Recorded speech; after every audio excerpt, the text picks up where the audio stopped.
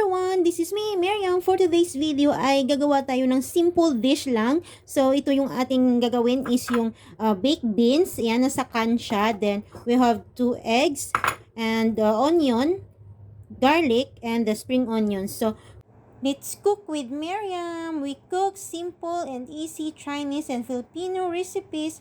Please subscribe and hit the notification bell for more updates. First ay gagawin ko chop ko tong ating onions into small pieces.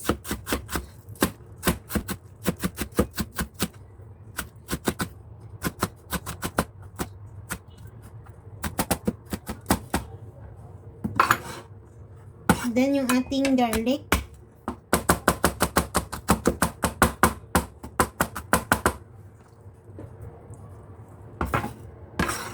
At yung ating spring onions.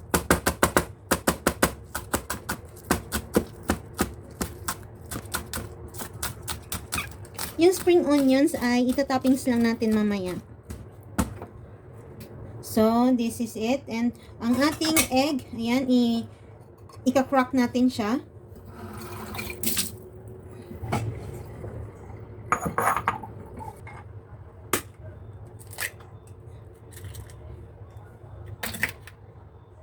Isa-isahin lang natin ha. Tapos yung isa, ilalagay natin mamaya.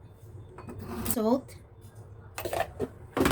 Then, kahaluin. Okay. So, yung isa, i-reserve natin for toppings mamaya. So, yan, set aside lang natin siya. Tapos, yung ating baked beans ay buksan natin. Huwag na nating tanggalin yung kanyang sauce. As is yung kanyang sauce, guys. So, now ay magluluto na tayo. Ito yung ating ingredients. We have spring onions. This is garlic. And this one is onion. Ito yung ating baked beans. And ito yung ating egg. Dalawa to siya. Tapos yung isa, ito mamaya natin siya gagamitin for toppings.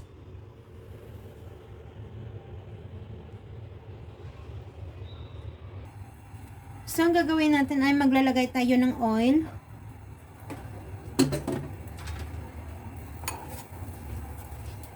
Igisa natin yung onion at saka garlic.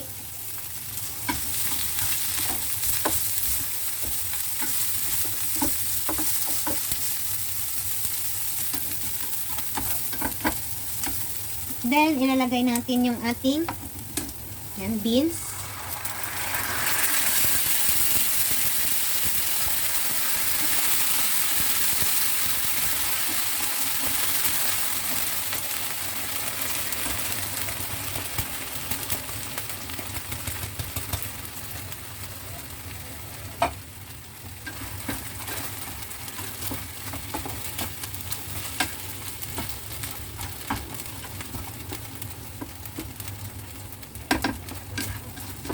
After natin ilagay yung beans, ay dadagdag natin tong ating egg. Tapos, stir lang natin hanggang sa maluto yung egg. Huwag gayaang hindi i-stir kasi mamumuo siya. Para magiging creamy yung ating sauce.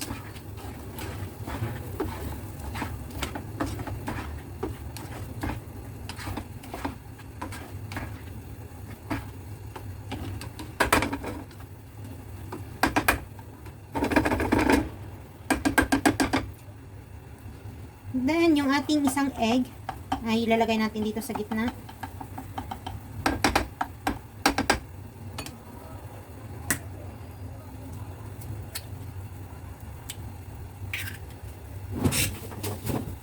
Lagyan ng konting salt.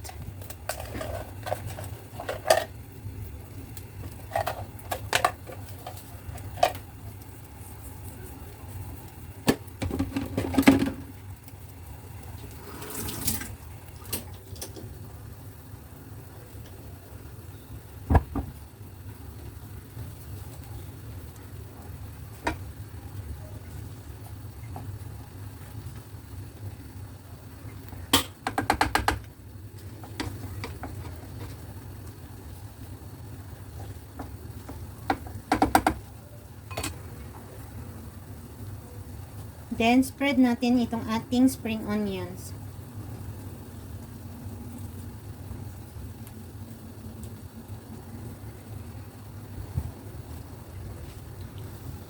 So, yan, ready na yung ating beans with egg.